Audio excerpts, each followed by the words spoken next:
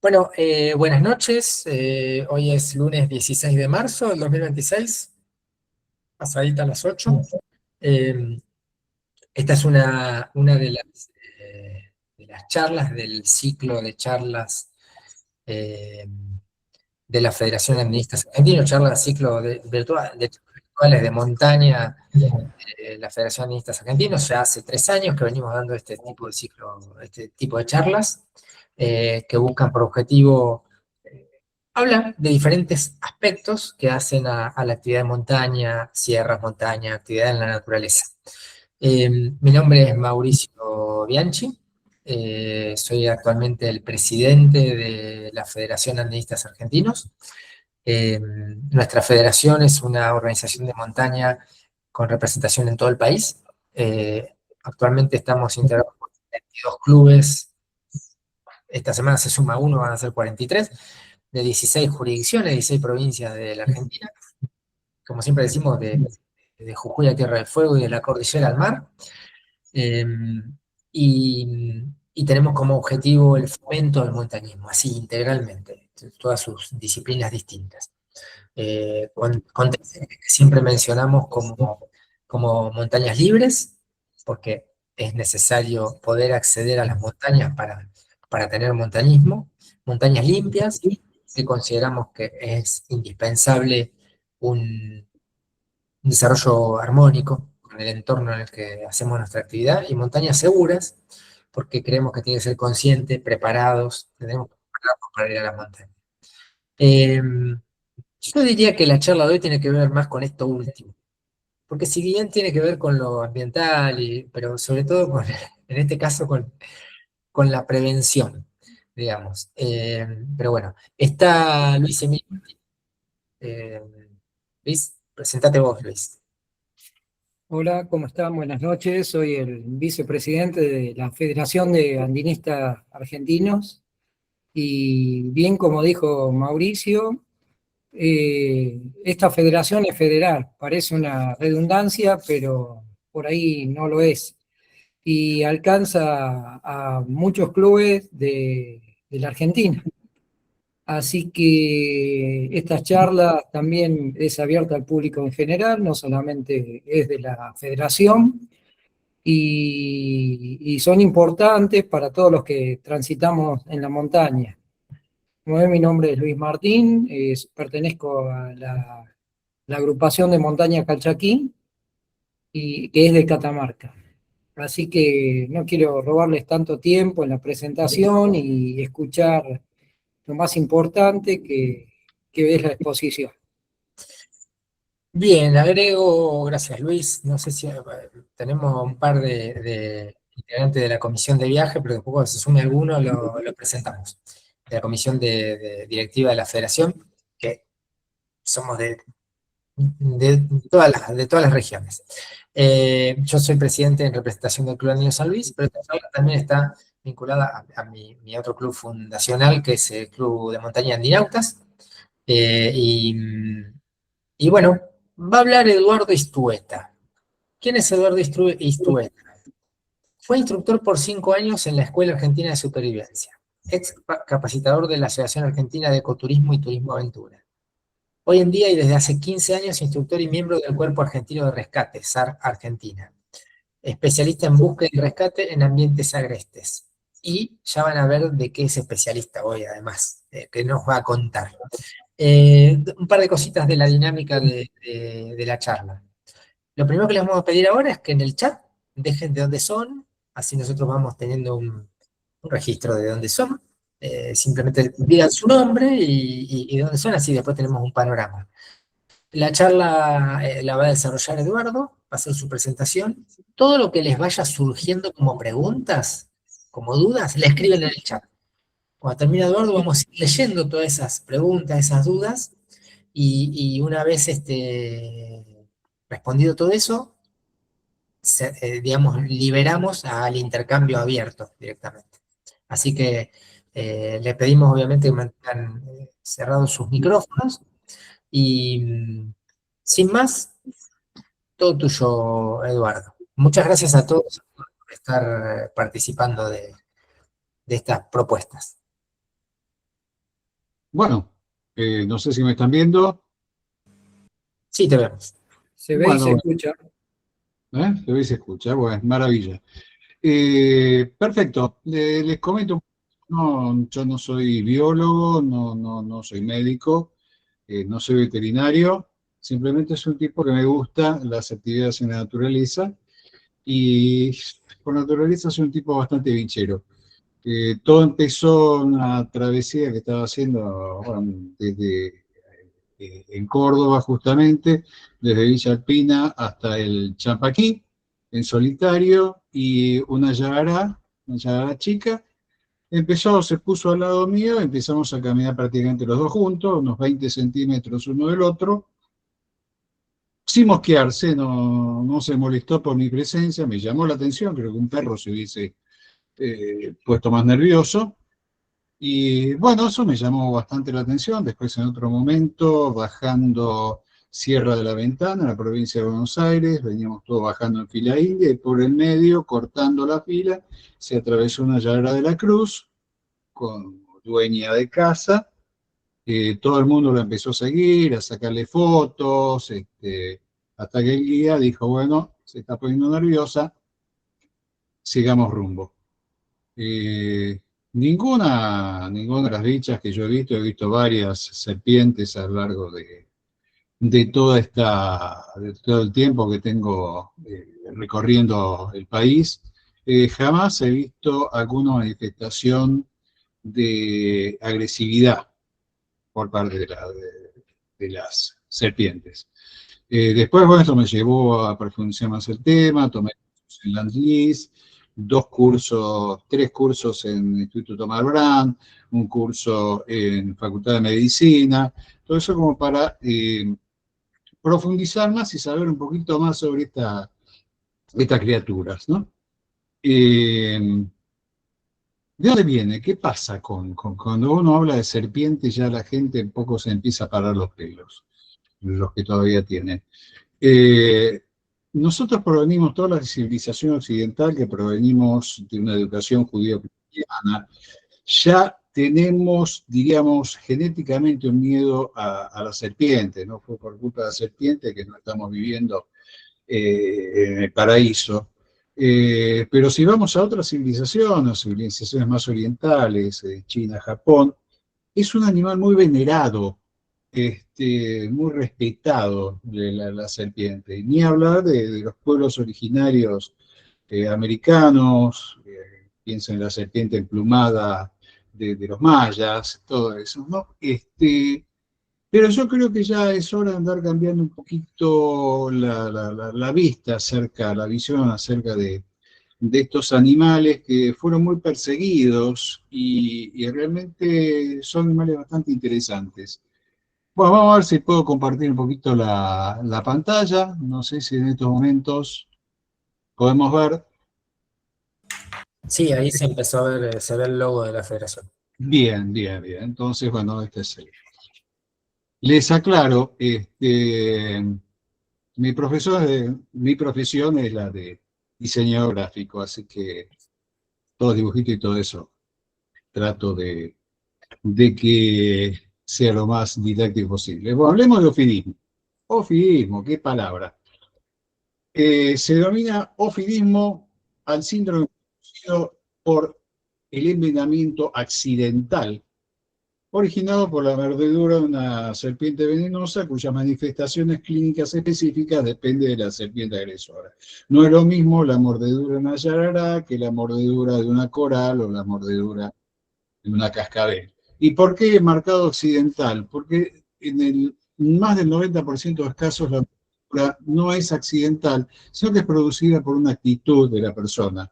La serpiente en todo momento va a tratar de no agredir, de escaparse, pero depende mucho de nuestro comportamiento, qué es lo que pasa. Eh, en Argentina se reportan unas 700 mordeduras al año, o sea, no es un número tan grande, ¿no? El 36, por más o menos, dos terceras partes son trabajadores del campo. Y se registra entre 3 y 4 muertes por año por esta causa. O sea, como vemos, es una cantidad ínfima si empezamos a tomar todas las más causantes de muertes acá en la Argentina. Y en casi todos los casos, la gente que termina falleciendo, y es gente muy mayor, o son chicos muy chiquititos, o que tienen alguna comorbilidad.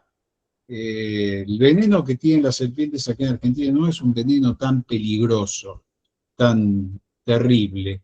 No es una linda experiencia, pero no va a ser mortal para la mayoría de la gente. Además, en todos lugares hay suero antiofídico,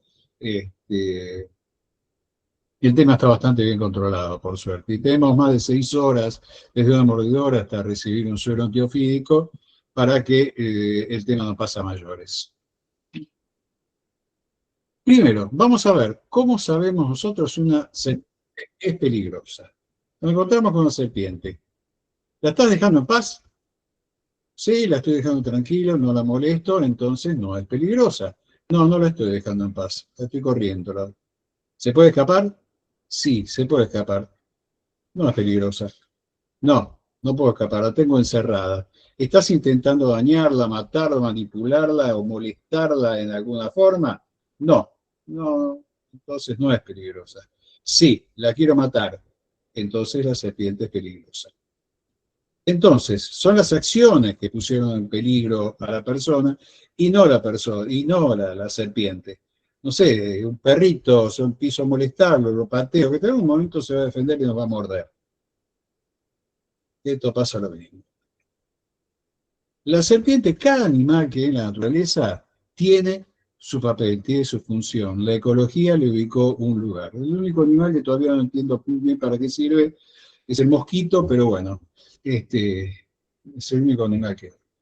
Ahí vamos a ver, ¿viste? La serpiente se alimenta más que nada de roedores, combatiendo plagas, y por otra parte sirve de alimento a ciertas especies, especialmente algunas aves, u otras serpientes llamadas ofiófagas que se alimentan de serpientes. Vamos a hacer una clasificación de las serpientes. Es una forma un poquito tradicional, eh, no, no es muy correcto, ¿no? Porque vamos a dividir en no venenosas y venenosas. El tema es que todas son venenosas, el tema es que pueden inocular el veneno. Es más, todo animal es venenoso y tiene glándulas venenosas. En el ser humano, la glándula venenosa es el páncreas. ¿Cuál es la función del veneno? Disolver la carne. Cuando comemos un asado, bueno, hay que disolver la carne. Y ahí empieza el veneno. Pero vamos a dividirlas en no venenosas y venenosas como para ser un poco más tradicionales. De las no venenosas, una más comunes son las boas. Son grandes, muy fuertes, son las constructoras que matan a su presa justamente encerrándolas, apretándolas. Y por otro lado, las culebras son los pobres animalitos inofensivos que se arrastran, que comen bichitos, que comen grillitos y que no nos pueden causar ningún tipo de problema. En las venenosas, sí, ahí podemos hablar de lo que son elápidos, normalmente considerados orales, microrus. Hay 6 especies aquí en Argentina que son las responsables del 0,6% de los accidentes zoofídicos. Ahora después vamos a hablar de este animalito. Y lo que son víboras. Ojo, víboras no es lo mismo que serpiente. Víbora es una serpiente que pertenece a cierta especie. En nuestro país están representados por la yarará, que es Bothrops, que pertenece a la Bothrops y que es la responsable del 96,6% de los accidentes zoofídicos. Y por otro lado, tenemos, no me está dando. Y por otro lado, son no sé por qué, ahí está, perdón. Bueno, la otra es la cascabel. Bueno, vamos a hablar de serpientes ponzoñosas, venenosas. ¿Cómo las reconocemos? Bueno, ahí vemos típicamente una cabeza de una serpiente venenosa. Primero, si nosotros tocamos una culebra, vamos a sentir que parece que está húmeda. En realidad no está húmedo, es que es muy suave al tacto. Es muy, parece mojada, pero no. En cambio, la que es venenosa es áspera. No vayan a hacer la prueba, no las vayan a acariciar para ver si realmente son ásperas o no, pero créanme que es así. Después, tiene un órgano muy particular que se llama foseta loreal. Esto que está acá. No confundir con la nariz es esta. Esto es un sensor de temperatura. Las serpientes tienen muy mala visión. Se orientan mucho por la temperatura de sus presas. Básicamente comen roedores o cualquier animal de sangre caliente. Por lo tanto, tienen sensores de temperatura muy sensibles, ¿no? Y por otra parte tienen la pupila vertical, así como tienen los gatos. Así fácilmente reconocemos la cabeza de una serpiente. Acá vemos otra. Esta serpiente no es de acá de Argentina, es albina, es de África, pero me pareció, se veía muy bien la foseta loreal, la nariz y la pupila vertical. Esta sí, esta es una cascabel, la vemos de frente, también esto por acá respira. Este es un sensor de temperatura, foseta loreal. O sea que cuando nosotros vemos una serpiente, la serpiente ya nos vio, nos tomó la temperatura, se sabe todo. Otra forma de reconocerlo es a través de la forma de la cabeza. Las serpientes ponzoñosas suelen tener la cabeza triangular, de esta forma, con un cuello marcado. En este lugar se ubican las glándulas que producen el veneno, mientras que las boas, que son mucho más grandes, fíjense el brillo que tiene, a diferencia del opaco que es la venenosa, tiene forma más de pera. Y por último, las inofensivas, las culebras, que tienen la cabeza ovalada, poco marcado el cuello, y además tienen unas especies de escamas modificadas acá en la cabeza, que le forman una especie como de caparazón. Otra forma de reconocerlas es a través de, ya digo, una forma es el cuello muy marcado, acá vemos una cascabel y una sagrada abajo, y la cola que termina muy en punta, mientras que en las culebras el cuello no es tan marcado y la cola se achica de a poco.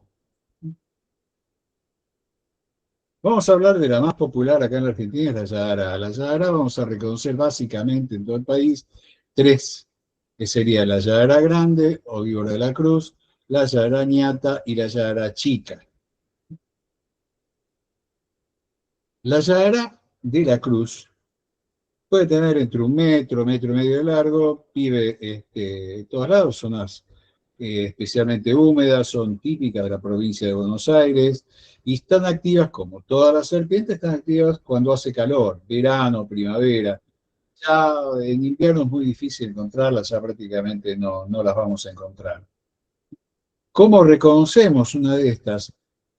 Primeramente, a través de los dibujos. Cada serpiente tiene una forma propia de dibujo que tiene en sus escamas.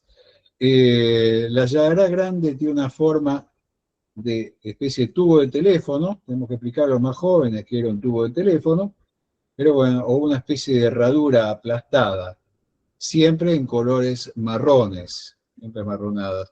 Fácilmente reconocer. Si la serpiente no tiene este dibujo, simplemente no es una Yagara grande. Otra forma de reconocer es el dibujo que tiene en la cabeza, le dicen de la cruz.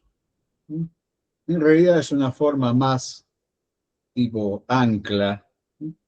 Es la única serpiente que tiene un dibujo en la cabeza bastante representativo. Fíjense los dibujos que representan. Tiene una división justo al medio, van de un lado del otro. por eso el nombre es Bothros alternatus, porque alterna el dibujo de un lado del otro, y una simetría radial a través del lomo. A veces coincide uno con el otro, otras veces no coincide, como se da acá. Pero es fácilmente reconocible. Traten de recordar este dibujo. Así pueden reconocerla rápidamente. Ahí se ve más. Es una serpiente rechoncha, gordita, bastante gordita, que suele estar típica de los caminos de acá de Buenos Aires, Córdoba, San Luis, etcétera, etcétera. Ahí se ve bien claramente el dibujo que tiene, es un dibujo cerrado, es un dibujo tipo herradura. O sea, este es el dibujo típico de la cabeza y el dibujo que tiene el cuerpo. Si bien el veneno no es el más poderoso, el tema es que es una serpiente grande, por lo tanto al morder inocula una cantidad grande de veneno, que es el peligro. Y estas son las zonas donde más se pueden llegar a ver, más comunes en Argentina. La yararañata es propia de acá de Argentina. Es una de las serpientes que llega más hacia el sur, más se banca del frío. Piensen que ninguna serpiente puede cruzar la cordillera. Chile no tiene serpientes venenosas, no soportan el frío, por lo tanto llegan hasta cierta altura nada más.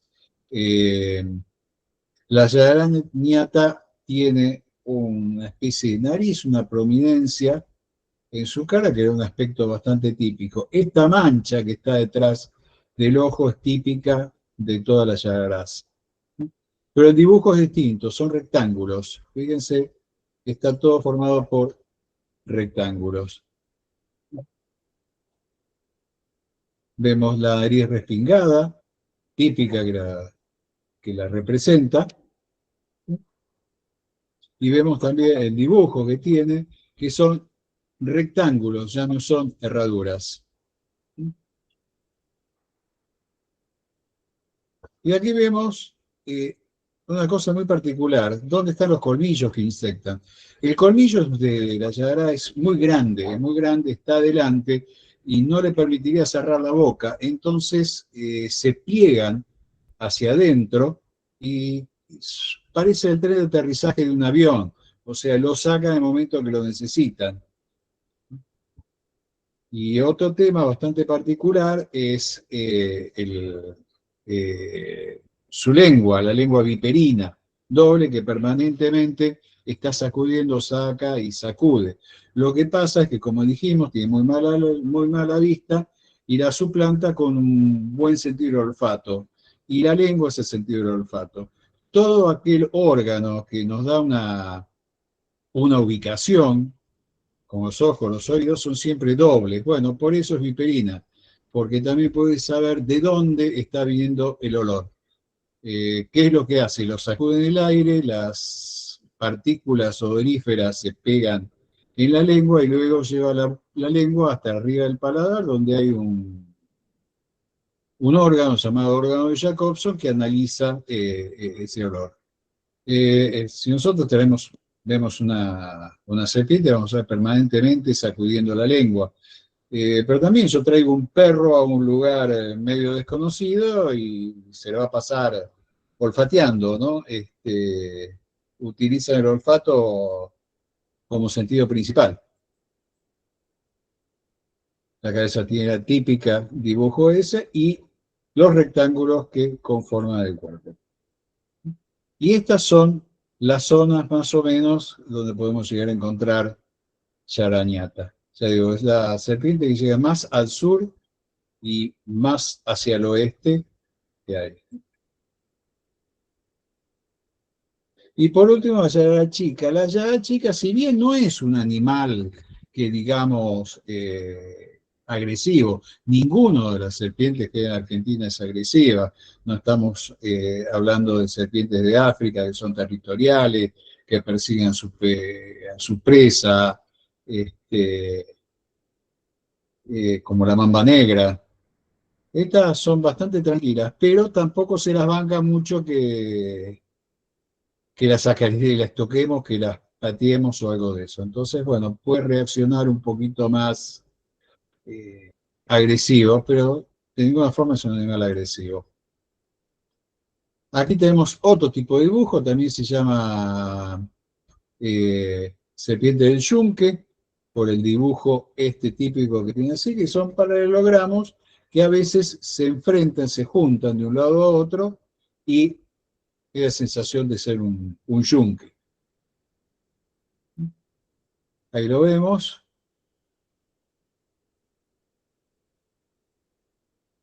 Yo trato de mostrarle varias fotos para que traten de recordar los dibujos que tienen.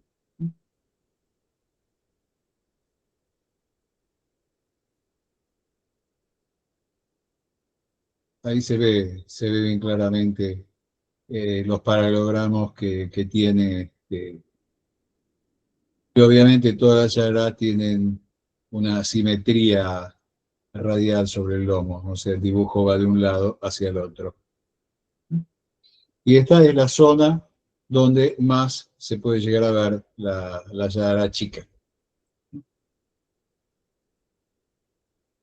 Existen otras 4 yaras más, especies más, pero que se dan únicamente en el norte de Misiones, ya límite con Brasil.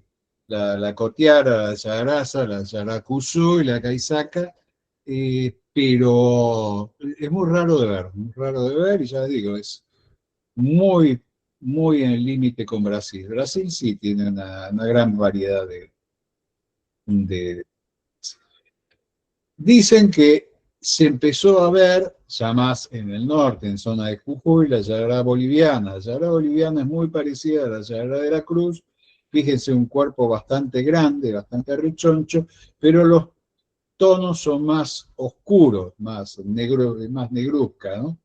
Pero muy poca gente la ha reportado. Vamos a pasar a hablar de otra animal que se puede llegar a ver, que es la serpiente cascabel. La cascabel tiene una particularidad, que es que tiene una especie de sonajero en la cola, ¿sí?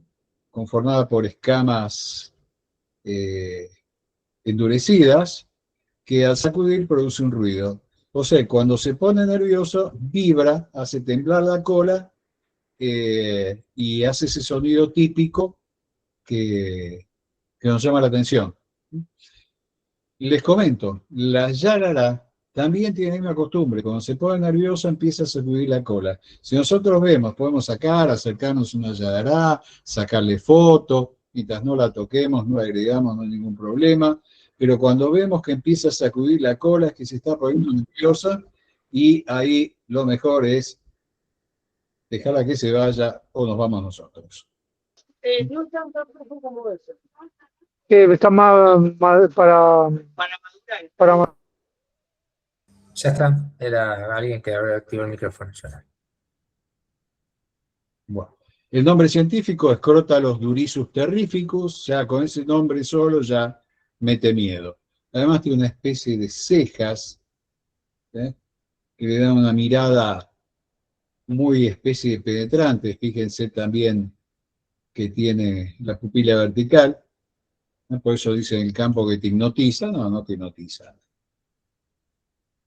Ahí vemos típicamente el sonajero, diríamos, ¿no? Y el dibujo que representa especialmente la cascabel argentina son rombos, tienen rombos en el lomo. No confundamos, porque también hay muchas serpientes cascabel en Estados Unidos, en el desierto de Sonora en México, en el desierto de Arenas Blancas en Nuevo México. Si bien comparten algo con la cascabel argentina, es un animal no tan parecido. Ahí se ven los dibujos, las escamas que tienen dibujos que forman rombos. Ahí está en posición típica de defensa. No pueden saltar mucho, o sea, en todo momento tienen que tener 60% de su cuerpo en contacto con el piso, por eso de que saltan 2 metros para atacar es todo falso. Tampoco tenemos especies arbóreas, agresivas, ni nada de eso.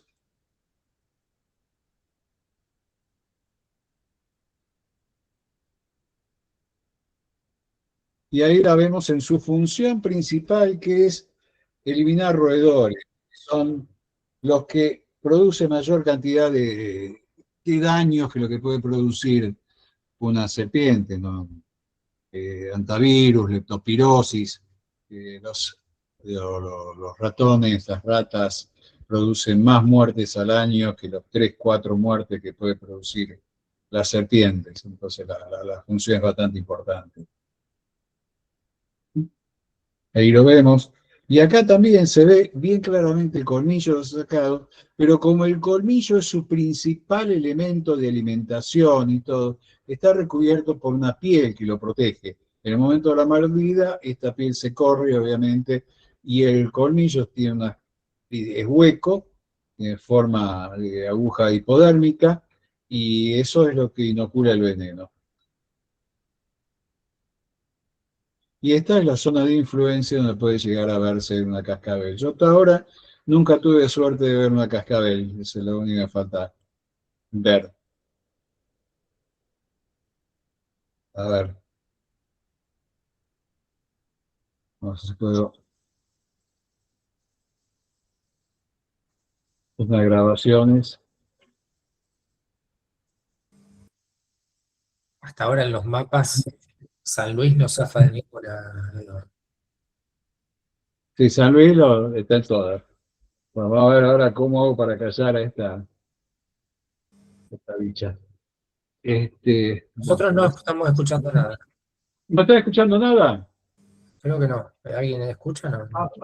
Bueno, qué raro, bueno, está. Yo sí escucho bien tono. Bueno.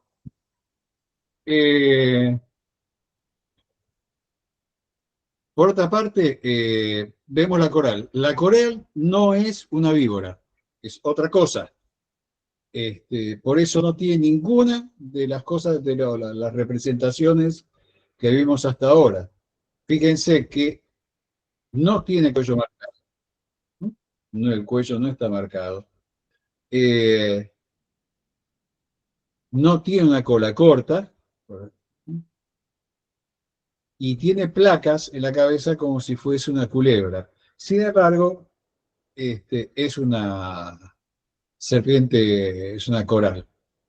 Es la que produce la menor cantidad de accidentes. ¿Por qué es esto? Porque los dientes que inocula son muy chiquitos, están en el fondo de la boca, por lo tanto no puede morder una pierna, no puede morder un brazo, apenas puede, si uno está descalzo, morder eh,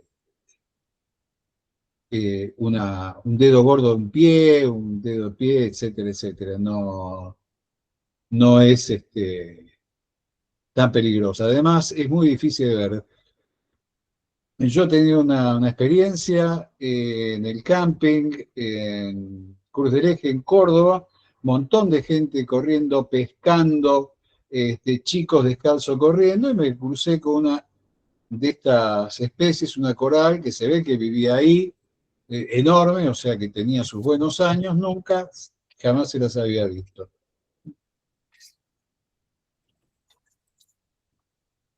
Ahí la vemos, y acá vemos cuál es su principal alimento.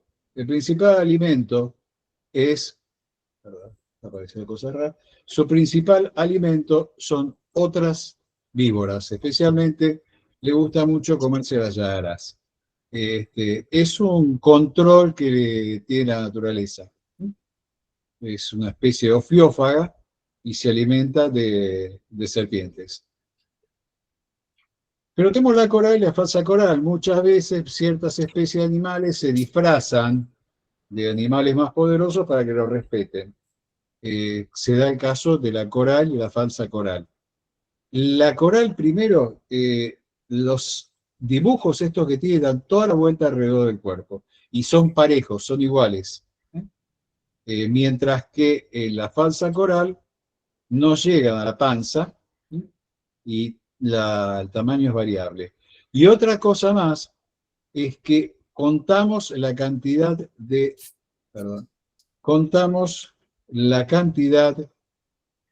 bandas negras que tienen. Si tienen una o tres bandas negras, es la real, es la coral. Si tiene un número par de bandas negras, entonces es la falsa coral. Sabemos, una o tres bandas negras por tríada, esto le dicen tríada, la tríada es la real. Y si tiene dos, es la falsa. Es decir, que no llega hasta abajo.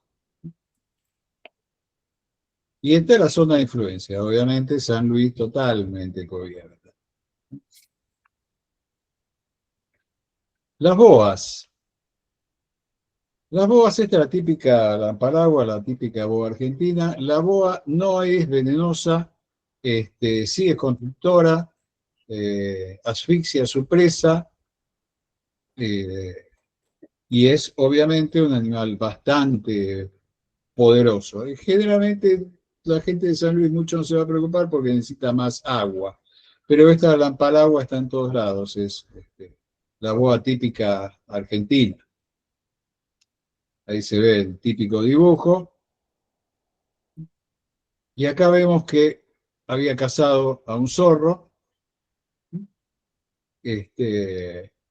prácticamente lo partió en dos, de la fuerza que tiene.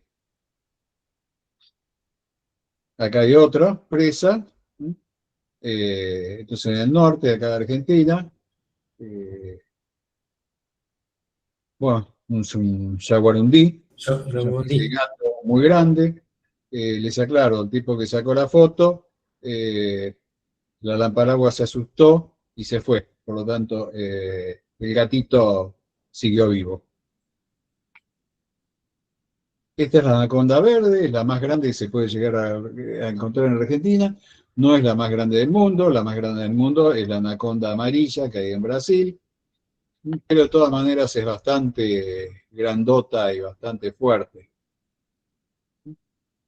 Esto es una pitón. Fíjense que no son muy agresivas. Las pitones son muy mansas. Acá tenemos un chico, esto es en la India, jugando con una pitón y obviamente no le hace nada. Esta es la boa arcoíris. Se llama arcoíris por la capacidad que tiene de producir una refracción de la luz que produce un arcoíris en su piel. Bueno, y acá vemos típicamente la boa en proceso de comer, atragantando a su presa. Y por último tenemos las culebras. Las culebras, fíjense que no tiene una foseta loreal, la pupila es redonda. Estos bichos andan simplemente cazando y tratando de molestar a nadie. Se ve las placas que tienen en la cabeza. No son gatitos, no vayan y la agarren y la acaricien de eso porque tienen un mecanismo de agresión bastante feo, que es que te defecan, te ensucian y el olor es muy difícil de sacarlo. Así que déjenla hacer lo suyo. Boteando el horizonte, captando olores. Esta es otra culebra que, como decimos, se disfraza de yarará, es la falsa yarará.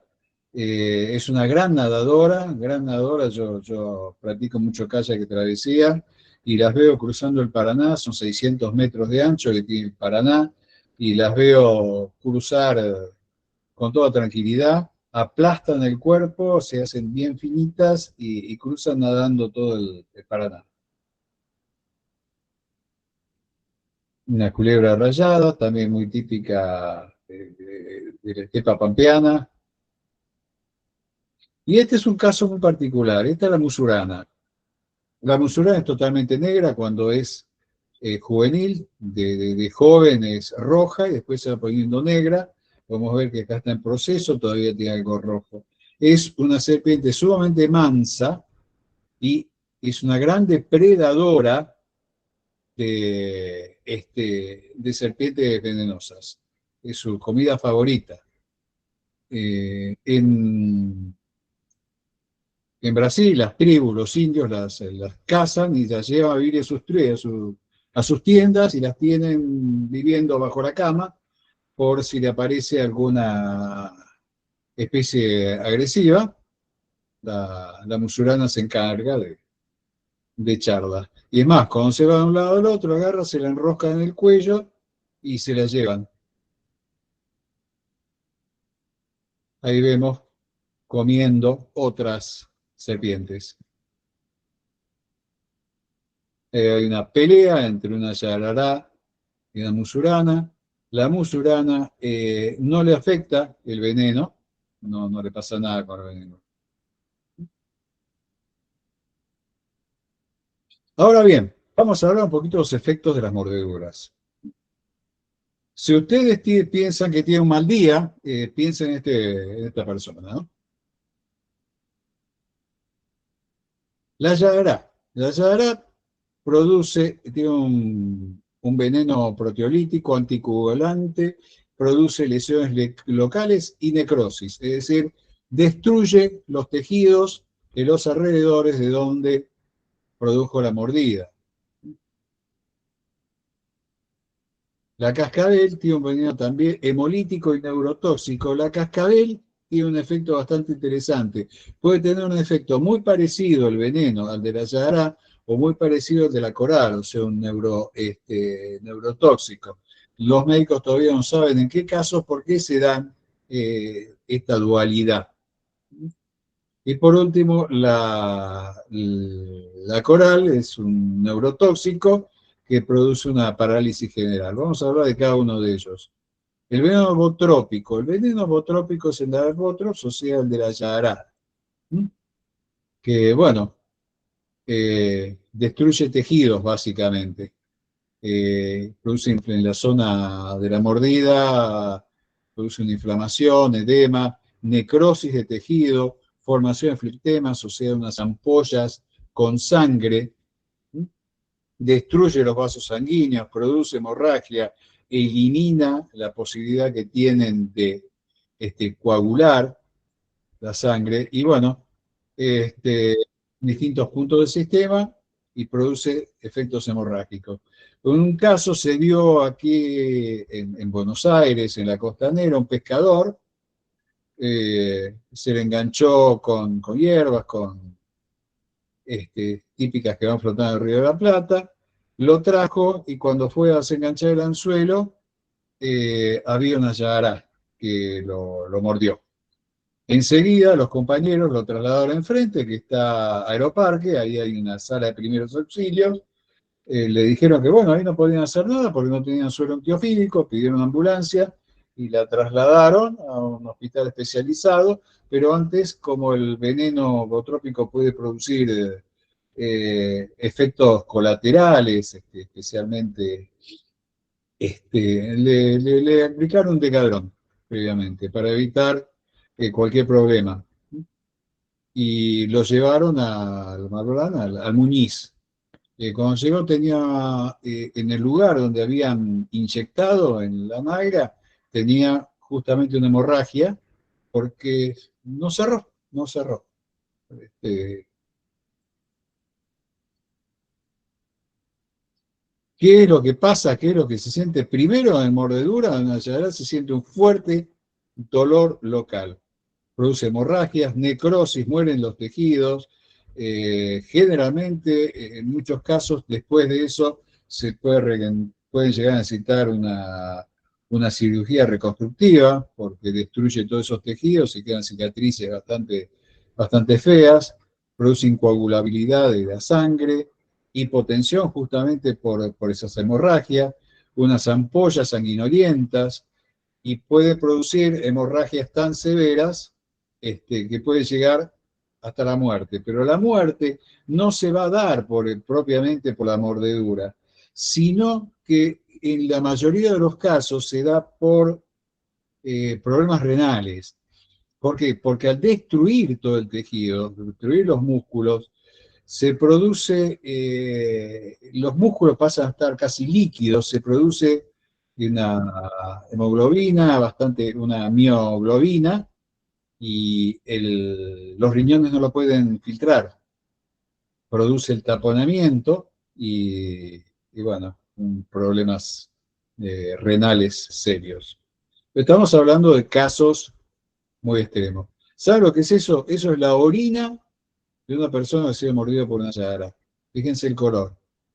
Es producido justamente por los músculos que han sido disueltos, por la mioglobina. Estas son las ampollas. Obviamente no las perforen, no las pinchen.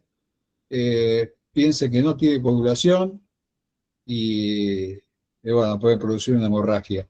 Estos son casos extremos, ojo, no es lo normal. Estos son fotos que se han seleccionado por casos muy extremos. Como este chico, bueno, que ya tiene gangrena todo un brazo. Ya es más o menos 3 días después de la mordedura. 11 días, fíjense el estado de esa pierna. Casos extremos, no se crean que esto es lo normal. Fíjense que tiene tibia y peroné expuestas, todo lo más, el tejido ha desaparecido. Estos son un caso poco común. El crotálico, es decir, el veneno, lo que produce la coral, perdón, la cascabel, puede producir un efecto muy parecido, que es miotóxico, destruyendo el tejido muscular, y neurotóxico. ¿Qué es lo que pasa? Produce una parálisis muscular que va evolucionando. La parálisis cada vez es mayor, empiezan los músculos más chiquitos, que son los que mueven los ojos, no puede levantar el párpado, y puede llegar a producir una parálisis respiratoria y cardíaca. Es decir, primero, la diferencia es que la mordedura de cascabel prácticamente no produce dolor, casi que anestesia la zona. Y empieza a producir una parálisis facial. Cuando uno quiere mirar para arriba no puede levantar los ojos y tiene que fruncir los párpados. Empieza a tener visión borrosa porque los músculos que mueven, que enfocan el ojo no funcionan. Puede producir mareos. Puede producir una orina muy oscura, como lo que vemos en la Yarará, parálisis en todo el cuerpo y finalmente puede producir una asfixia y muere la persona por asfixia. Acá tenemos, a diferencia de la cascabel, observen ustedes la mordedura de la cascabel. Ahí está. Prácticamente no tiene efecto local.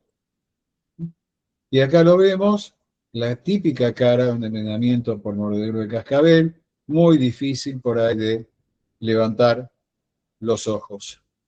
Ahí lo vemos, esta parálisis le impide por ahí, tiene que fruncir mucho el ceño para poder tener una visión más clara. Mientras que el veneno coralino también puede producir, es el veneno más potente de todas las serpientes que hemos visto,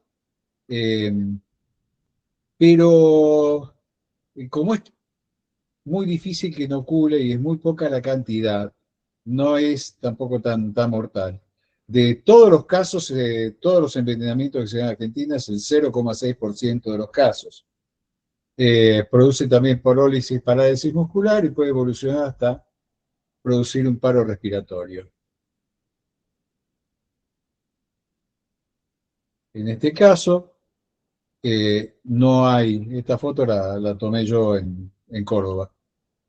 No hay dolor, bueno, también le resulta difícil enfocar o levantar los brazos, produce un enfriamiento, salivación, parálisis facial, visión borrosa, puede tener trastorno del equilibrio, llegar a una parálisis general y a un paro cardiorrespiratorio.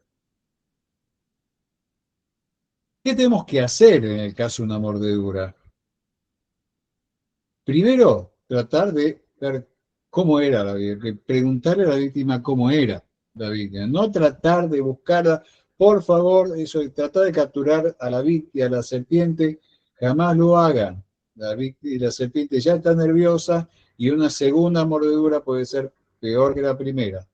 Así que déjenla que se vaya. El médico ya al analizar la herida ya va a saber cuál es la especie y qué suero tiene que darle. Tranquilizar e inmovilizar a la víctima. Eso de tranquilizar es un poquito difícil, pero bueno, hay que intentarlo. Y la inmovilización es para que no se acelere mucho el pulso. Inmovilizar el miembro afectado por el mismo caso. Antes decían, no, hay que hacer una constricción, hay que poner un torniquete. No, no se puede hacer nada de eso. Tenemos que dejar que el veneno se vaya por todo el cuerpo y que se disuelva.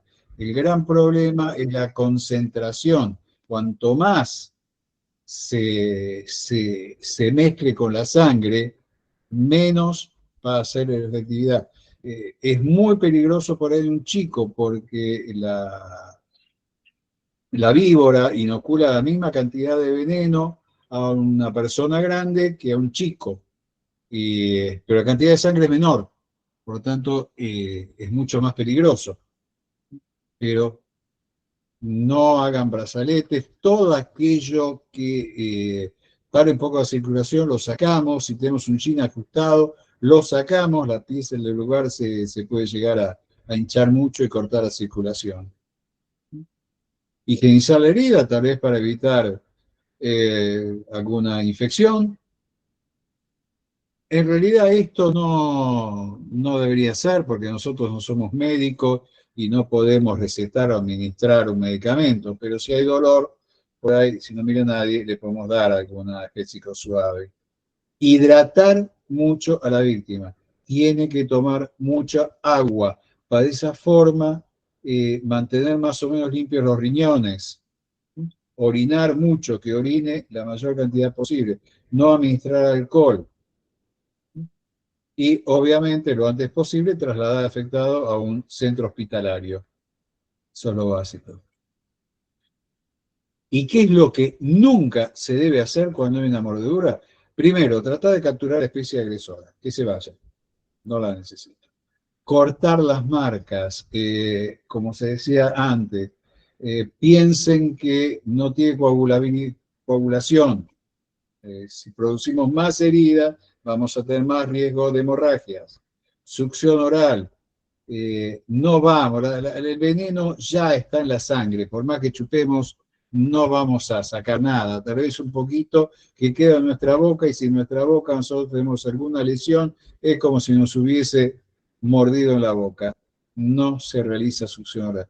No aplicar hielo, nosotros necesitamos que la sangre circule para que se mezcle bien con el veneno. No aplicar torniquetes, nada que frene la circulación sanguínea. Y lo más importante, lo que nosotros tenemos que hacer es prevenir.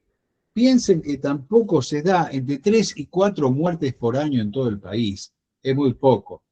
La cantidad de accidentes es mínimo, pero vamos a prevenir. El 90% de los casos se produce porque pisamos una víbora, no la vimos, y la víbora se defiende y muerde la pierna. Por eso se puede usar polainas protectoras.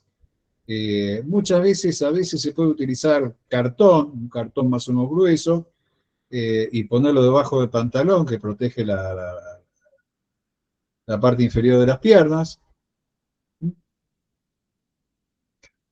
Nosotros nos vamos a la carpa, dejamos las botas, la ropa afuera, antes la damos vuelta, la revisamos, puede haber, eso siempre, no solamente puede haber una víbora, puede haber cualquier tipo de bicho que se haya metido ahí adentro. Usar guantes de cuero, especialmente cuando estamos metiendo las manos donde no alcanzamos a ver exactamente qué hay. Avanzar en fila india, cuando nosotros hacemos un trek y tratamos de ir en fila india. no ir todos juntos para adelante. ¿Por qué? Porque la víbora va a tratar de escaparse y por ahí se cruza con nosotros. Tal vez, si vienen todos desparramados por cualquier lado, alguno por ahí la pisa. Si vas en fila india es más difícil que la pisemos. Hacer ruido al caminar, el animal va a tener más miedo de nosotros que nosotros del animal. Al captar el ruido, al captar la vibración del piso, va a tratar de irse. Caminar por áreas despejadas, si tenemos zonas de piedra o zonas con pasto, vamos a caminar por la zona de piedra porque tenemos más visibilidad. Por ahí no las vemos si están en el pasto. Mantener limpio el campamento. Si está sucio no es que va a haber las víboras, van a venir ratas y detrás de la rata va a venir la víbora. Uso de linterna para trabajo nocturno. Levantar piedras por delante, ¿qué significa? Nosotros vamos a tratar de agarrar la parte delantera de la piedra, o sea, lo que está más alejado de nosotros si tenemos que levantar una piedra. ¿Por qué? Porque si nosotros levantamos del lado nuestro, la víbora que está ahí va a tratar de escapar y ¿qué se va a encontrar delante nuestro? Las piernas. Entonces tenemos que levantar hacia el otro lado. No introducir manos en los huecos, si no sabemos, no vemos qué hay adentro, es preferible no meter las manos. Y no tocar serpientes muertas. La serpiente es un animal muy primitivo. Parece muerto, puede estar casi muerta, pero todavía no está del todo. O sea, en el campo, ¿qué es la tradición? Cortarle la cabeza y enterrarla, porque la cabeza puede seguir con vida aún fuera del cuerpo, y nosotros la agarramos, la cabeza todavía tiene vida y nos puede llegar a morder. Y como las glándulas están en la cabeza, introducir veneno aunque prácticamente estén muertas.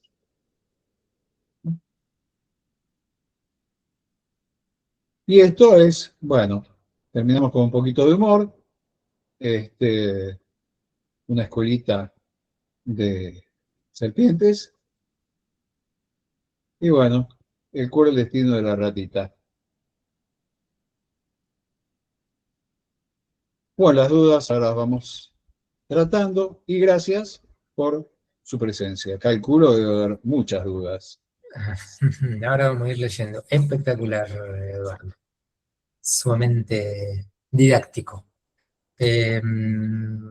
Vamos Bueno, en el chat, que es lo que la gente fue preguntando, y después vamos a pasar directamente. Luis, si querés, si ves el chat, vamos viendo, arrancamos el comienzo.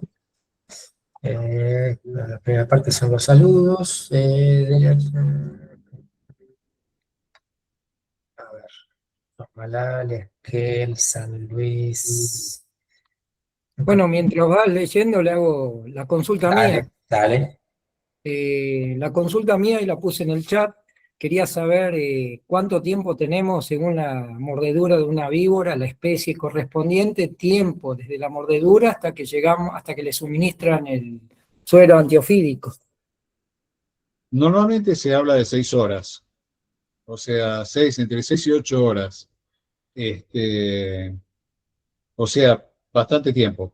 De todas maneras, siempre es bueno saber, cuando vamos a hacer un trekking, cuando vamos a hacer alguna salida, previamente entrar al sitio del Ministerio de Salud y tratar de ver dónde están los centros antiofídicos de esa zona y tenerlos un poquito marcados en el GPS o algo para...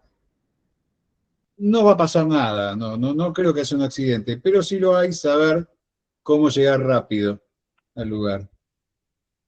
Pero sí, se habla entre 6 y 8 horas.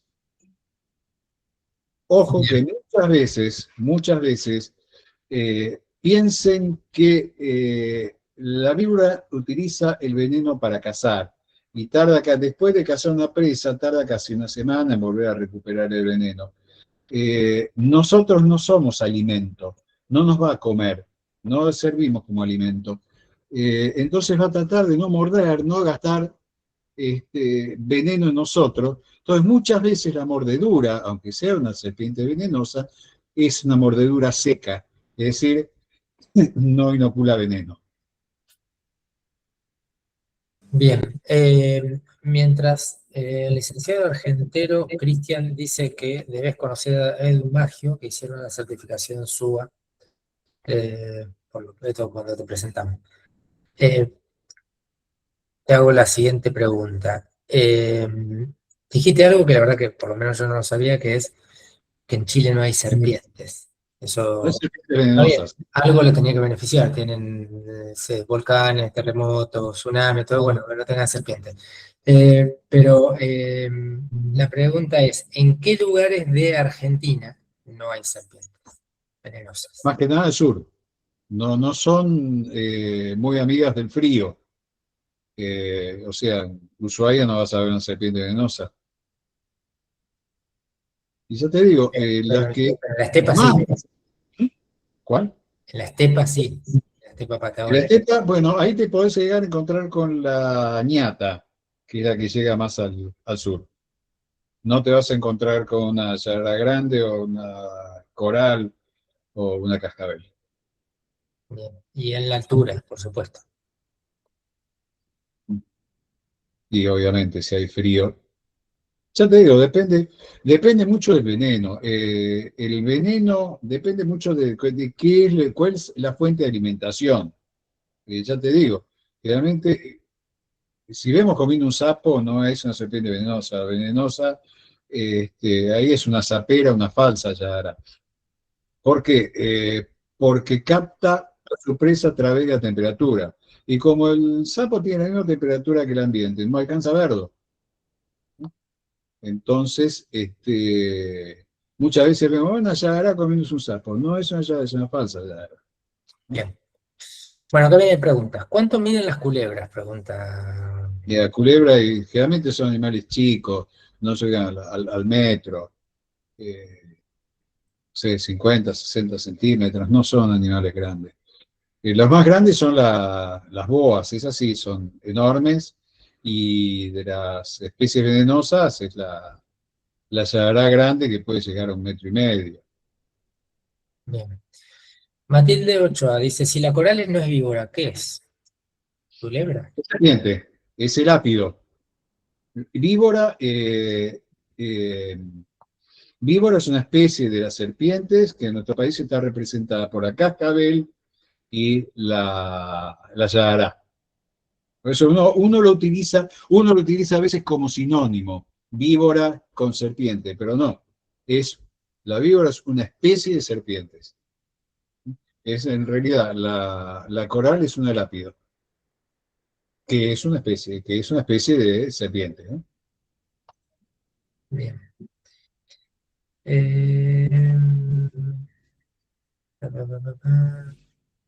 Estoy mirando si hay...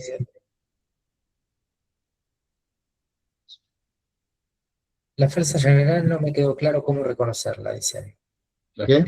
La falsa yarará, Nina, sí, no le quedó claro cómo reconocerla. Y la yarará, primero, la yarará tenemos Falsa, tres. la falsa yarará. ¿La cual? Falsa. No te entendí ahí. La falsa yarará.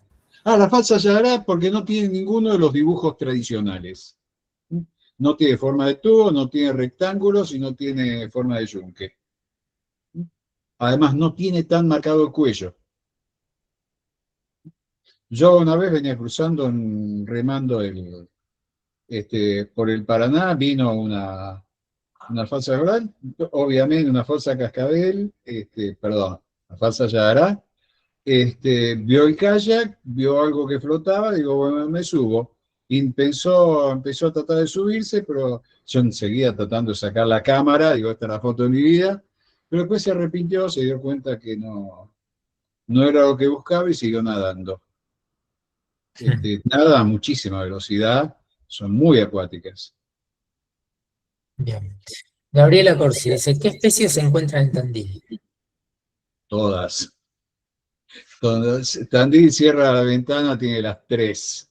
La yarará, las tres yarará, la cascabel. La cascabel no tanto, es muy raro, que no creo que sea la cascabel. Y la coral. Y además tiene arañitas también. Tiene lo suyo también con las arañas, tiene la viuda negra. Bien. Gastón dice, bueno, ojalá pueda haber un crótalo, yo pude ver una dorada y está entre los animales más bellos del mundo, dice. Eh,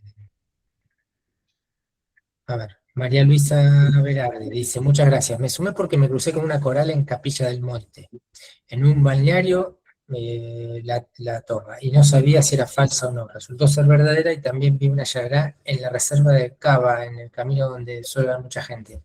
Entiendo que se refería a la reserva Costanera Sur. Sí. Bueno, hay que tener en cuenta que la yagará es parte de la especie autóctona de la provincia de Buenos Aires. Lo que pasa es que, bueno, el avance de la civilización este, es, las ha ido echando. Hay muchos en la zona del Delta. En la zona del Delta del Paraná sí, hay mucha yagará. Inclusive, Listo, ya silenciamos. que una cosa bastante interesante, otros animales que se utilizan por ahí para combatir a la yagará es el chancho. El chancho se las come, se come todo, va. Y además por el tema de la enorme grasa que hay, el veneno no alcanza mucho a llegar al sistema circulatorio. Otra cosa bastante interesante es que en el Delta siempre han tenido perros, por cuestión de seguridad, y bueno, la Yagará los mata, y entonces ahora están cada vez más usando gatos. El gato tiene un reflejo las víboras tienen reflejos rapidísimos, pero el gato tiene un reflejo más rápido. Entonces las ataca, las molesta, pero se esquiva la mordida. Entonces, si bien no la mata, pero las echa. Se van. Bien. Pero por eso tengo dos gatos acá en casa. Está muy bien. Gabriela dice, mi consulta es en caso de travesías de larga duración por zonas, ¿es necesario contar con algún tipo de medicamento para administrar en caso de mordedura? Aquí en Comodoro Rivadavia tenemos la yagará ñata, de Comodoro, Gabriela. Mira, no, eso es un mito. Llevar suero antiofídico. El suero antiofídico está fabricado con suero de caballo. Se inocula veneno de caballo, el caballo produce sus defensas y con eso se produce el suero, ¿no? Obviamente no mata al caballo, el caballo hace una vida totalmente normal. Eh, pero sí puede producir alergias, es muy alergénico. Y después, ¿cómo les explico acá? ¿Cómo funciona un antiveneno, un suero antiofídico? Imagínense que el veneno es una piecita de Rasti que tiene toda la salida. Bueno, el antiveneno es la misma pieza de Rasti, pero al revés. ¿Vieron? Cuando se encastra, entonces se forma un bloque y uno anula al otro. Por eso hay que saber muy bien qué cantidad de suero antiofídico se tiene que aplicar. Y ese es un gran gris, porque la única forma de saber qué cantidad de suero antiofídico se debe aplicar es preguntarle a la víbora cuánto veneno inoculó, que no creo que nos conteste. Entonces, es todo prueba y error, aún en los más grandes institutos del mundo. ¿Y qué hacemos? Y dale 2 ampollas y después nos fijamos. Y ya pasó 1 hora, ¿y cómo sigue? Y por la duda, dale una más. Es así. Así que hay que dejárselo a los médicos la cosa. Bien, pero viste que se habla mucho Y de como un antiofídico en polvo o algo así. ¿Qué onda eso? no existe, no hay un motivo un polivalente. Pero yo diría que si estamos hablando de que hay 700 mordeduras por ahí al año, de lo cual un 80% es trabajadores rurales, turistas prácticamente, hay que tomar las precauciones. Eh, Uno puede salir a la montaña perfectamente, tranquilamente haciendo, y si ve una bichadeta, como nosotros le decimos a la serpiente, a la bicha, y podemos sacarle fotos, todo eso, y déjala que se vaya, eh, no hay que tener tanto miedo, tanta precaución, tanto todo, porque es muy probable que nos terminemos rompiendo una pierna, este, agarrándonos una intoxicación con algo que comimos, que ser mordido por una serpiente venenosa. Quizás más importante llevar polainas que medicamentos, entonces.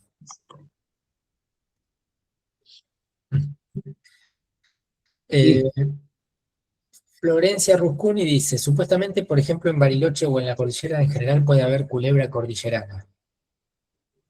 Ujú. Bueno, son culebras. Alejandra Parada dice, en Patagonia Norte tenemos yararañata, la he visto muy pequeña. Sí, sí, sí, sí, sí. Sí, la arañata llega bastante al sur.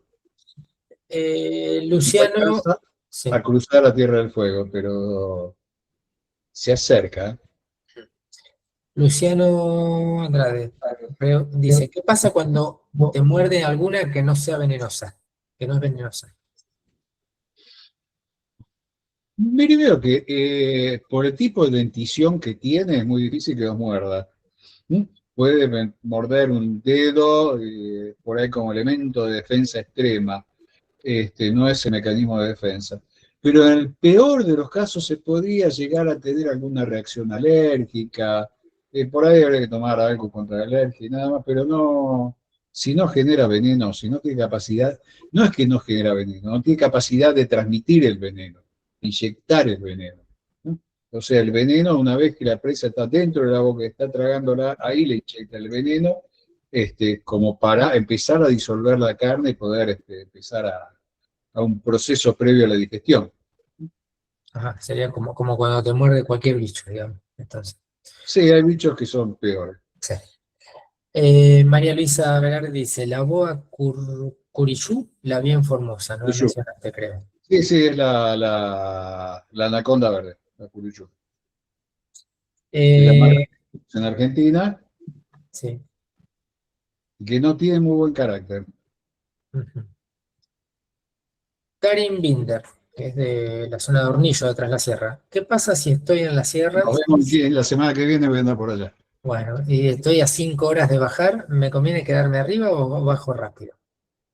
¿De qué? O Deduzco sea, que sí, sí. no te entendí cuál es la pregunta. Si es que- mordido, le conviene Si es bajar. mordido, ¿cuánto tiempo tiene para bajar? Pregunta si se queda ahí esperando que la ayuden, le lleven el suero, supongo que va ahí, No, o no, tiene que no, bajar urgente.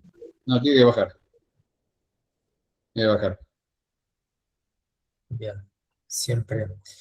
Pregunta también María Luisa González, ¿es útil aplicar dexametasona mientras llegamos a un hospital? Mirá, dijimos que puede producir reacciones alérgicas. Nada más. Y bueno, dexametasona evita reacciones alérgicas, nada más. Pero sí, generalmente el suero antiofídico se aplica conjuntamente con dexametasona para evitar efectos justamente colaterales, ¿no? Ok. Gustavo Contreras, ahí de carpintería. Dice, la cantidad de agua caída en muchos lugares favorece la cantidad de avistajes. O sea, cuando hay como Mira, mucha lo que lluvia. pasa es cuando hay una inundación, todo el mundo va a buscar la zona que esté más arriba, más protegida, ¿no? Y no solamente el hombre, sino también los animales van a buscar un lugar más protegido. Entonces ahí es posible que haya, es uno de los riesgos que hay en las inundaciones, que es que el hombre, el ser humano, está más próximo a las especies nativas, salvajes, ¿no? En general, ok. Sebastián, ahí de Tandil, dice, en Tandil, cada vez en más yarará, es más corriente la yarará, hay muchas y no sé por qué motivo hay cada vez más, pero así todo, no hay casi accidente por mordedura. Eso claramente nos indica que no somos una presa ni nada por el estilo, que si hay un incidente es por descuido nuestro y así todo es muy raro, dice en Tandil. Ya te digo, el accidente más común se da cuando uno pisa a la yarará, cuando no la ve y la pisa. Eh, Por lo demás, y la ciudad medio se va dando cuenta y va a tratar de buscar su rumbo, su vía de escape. Bien. Leticia Pacheco dice, excelente charla, hemos visto una yararañata en el sur de Mendoza. El gato nos ayudaba mucho y ahora con el control de plaga con roedores ya no se han visto mucho. O sea, bueno, Ujú. lo que venías Ahora, el diciendo. tema es que la rata es un gran imán para las serpientes. Bien. Sebastián dice, en cuanto al suero, según me han dicho de emergencias en el hospital de Tandil, se espera ver si hay síntomas y signos que el paciente fue inoculado con veneno. De ser así, administran el suero. Si no, no. Pero sí tratan las heridas por las infecciones que son peligrosas, como cualquier Claro, pero mordida por muchas de veces animal. la mordida es una mordida seca. Entonces no hay que dar antiveneno porque no hay veneno. Entonces se busca que aparezcan los primeros síntomas. Si hay síntomas, ahí sí toma la decisión. Fernando Llano, que hace un ratito dijo saludo de Balcarce, dice, acá tenemos Yagará, pero convivimos bastante bien. Debe tener Sí, allá. sí, sí, sí. Por eso te digo, es más el miedo que le tenemos que... No es tan fiero león como lo pintan, decían, ¿no? No, la convivencia entre el hombre y la Yagará se da mucho y no pasa. Ya te digo, las fotos que yo le he sacado, algunas de las fotos he puesto acá, la mayoría fueron tomadas en parques, en campings, en zonas donde la gente, los chicos corrían descalzos, todo, y no pasaba nada. Bien. Ya te digo, Sí. gente, hay un miedo genético de toda persona, civilización occidental, hacia las serpientes. Sí. Hay que tratar de desmitificarlas. Soy Greg de Bariloche, Agricultura Ambientalista. Me gusta su mensaje y creo que está de acuerdo con el equilibrio en la naturaleza. Esto de combatir lo que percibimos peligroso, por ejemplo, animales nativos, con métodos, sustancias u otros animales como chanchos, perros o gatos, pienso en el impacto de esto significa en el ambiente natural. Mira, yo te reitero, yo soy muy bichero y yo ando por la calle tocando cuántos perros, gatos hay por la calle y cuando voy al campo ando acariciando las vacas, los burros. Este, Todavía no llegué a acariciar una yarará, pero no me falta mucho. Pero sí, hay que proteger, las especies están ahí por algo. Ujú. Néstor Donato dice, buenas noches, si ves a una, ¿es posible que esté acompañada o son solitarias? Yo siempre las he visto solas. Yo siempre las he visto solas. No las he visto en grupos. Bueno, hablan también, Vanina, de las crecidas, lo que se hablaba antes, y que en primavera se ven más. Primavera entiendo que porque la época que salen, empieza el calor. Primavera y verano es más la época. O sea que algo que pasa también que cuando va empezando el otoño empiezan a aparecer a veces en algunos lugares en las casas, sobre todo uno lo ha visto en la zona de San Luis, porque es como que empiezan a buscar refugio también, ¿no? Claro, sí. Ujú. Laura dice, a mi gato creemos que lo mató una llagara. No logramos ver, a los días encontramos la llagara. ¿Puede haber sido la llagara? Puede haber sido. Puede haber sido. No es común, pero bueno. Valeria dice, ¿en Chile no hay serpientes o las que no hay no son de importancia médica? Tengo entendido que no hay de importancia médica. No te sabría decir de las inofensivas. Bien. Este año en Bariloche, dice Sil Esperanza, vi mayor cantidad de culebritas, hace mucho que no se veía. ¿Será por la sequía? Y hay un cambio climático también. Y esto está cambiando varias cosas. ¿Cuál es la razón? Bueno, Para haber más calor, ¿no? y puede ser.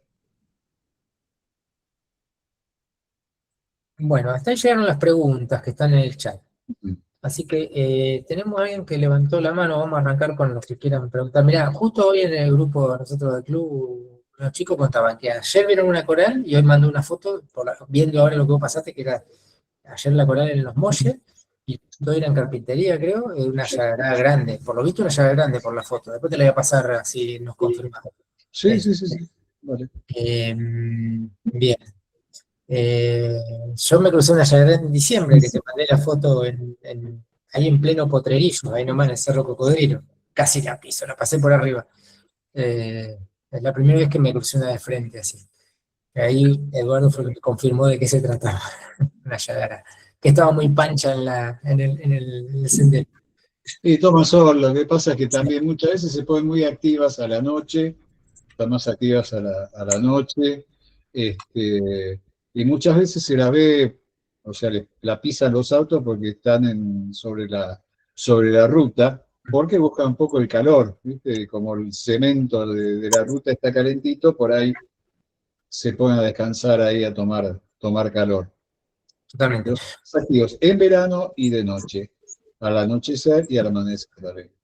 Horacio Pino había levantado la mano, pero no sé si ahora la bajó. Pero Horacio, si estás por ahí, Horacio Pino, y querés preguntar algo, o por ahí ya se respondió. Horacio, si no, el que tiene la mano levantada es Néstor Donato, que no sé si querés preguntar algo, Néstor, o te quedó la mano levantada. Hola, Horacio, sí. hola, ¿cómo están? Buenas noches, Colaboración. ¿cómo están? Interesantísima la charla. Llegué un poquito tarde, pero algo alcancé a escuchar. Gracias. Desde acá de San Martín de los Andes. Una consulta por mi ignorancia y desconocimiento del tema. En algún momento cuando era más chico, en la zona del río Coyuncurá, en la ruta 237, encontramos una culebrita, yo le digo culebrita, no sé si es. Y supuestamente mi padre me decía que era la culebra sin cabeza. No se le veía cabeza de ningún lado. Tendría más o menos entre unos 15 centímetros, 18, no más que eso. ¿Existe? No, lo que hay se llama la lombriz ciega. Ah, Es como una lombriz, así, no sé qué color era. Es muy, hace muchos pozos, entonces vive en pozos, vive bajo tierra. Y los gatos míos cada 2 por 3 traen una, no sé dónde la sacan, porque y yo las vuelvo a dejar en el jardín porque dicen ahí, pero por ahí no tienen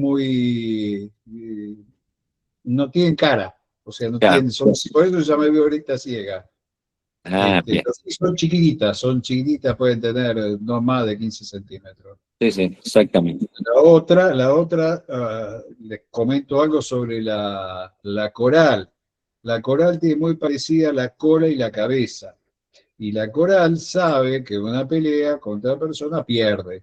Entonces protege su cabeza. Y nosotros vamos a ver todo el show que hace de atacarnos y nos está atacando con la cola. Es muy parecido. En el campo dicen, ataca 6 meses con la cabeza y 6 meses con la cola. Gana, ¿no? Mentira. Pero sí, hace todo el show. Inclusive es muy interesante la falsa yarará, cuando uno lo quiere agarrar. Entonces te hace un show de ataque, pero te va a llegar en cada salto a 1 centímetro de la mano, y nunca te va a tocar. Te hace todo un show, la verdad. Pero con la cola. Bueno, sacamos la duda entonces. Muchísimas gracias. Por favor. Hiciste acordar lo de la viborita ciega que de chico recuerdo haber encontrado en Tigre. O sea, era como bastante común en otra época, ¿no? Hace unos cuantos años. Había levantado la mano de Donato, pero no sé si ya estaba, y si no, Gustavo. Hola, buenas noches. Muy Buenas noches. interesante. Siempre suma todo. Sí, ayer también me encontré con una yaral chiquita acá, prácticamente sobre la ruta 1 acá en Carpintería. Y por eso también la pregunta de esto del agua, ¿no? Y ya que estamos con el tema del tamaño, ¿es cierto eso de la cantidad del veneno que puede inocular una grande y una chiquita que puede ser más peligrosa porque no regulan o no registran la cantidad que pueden inyectar o inocular? No, el veneno es muy parecido a los dos. La yará grande es más pacífica, o sea, no se va a bancar mucho el manoseo y todo eso antes de atacar. La yará chica es un poco menos tolerante. Después del segundo cachetazo te va a responder. Primero. Y la yará grande, por ser grande, es más grande, inocula mayor cantidad de veneno. El tema es que hay que ver también si por ahí ayer cazó una rata, hoy va a tener poco veneno, porque tiene que empezar a generar más veneno. Eso también depende mucho. Pero no le podemos dar ¿Eh? No, podemos preguntando a la Sagrada a ver cuánto inoculaste, si comiste o... Entonces eso depende mucho de cuánto veneno estés generando en ese momento, ¿no? Y después el veneno, la misma serpiente, la yarará, que vive en Córdoba, tiene un veneno diferente a la yarará que vive en Entre Ríos. ¿Por qué? Porque la alimentación es distinta. Es decir, se modifican tus hábitos, su veneno de acuerdo a su hábito alimenticio. Perfecto. Bueno, quien quiera, Gustavo, ¿quería agregar algo? No, está perfecto, gracias. Quien quiera preguntar algo, simplemente hable. Antes de nada, vamos ahora a ir dejando de grabar, así esto después lo vamos a subir, pero no sin antes agradecerle, todavía son 60 los que están. A todos los que están acá, hace 1 hora y media, a todos los que participaron, y básicamente, obviamente, a Eduardo, por contarnos y presentarnos todo esto, ¿no? Toda esta información que como consideramos preventiva, digamos.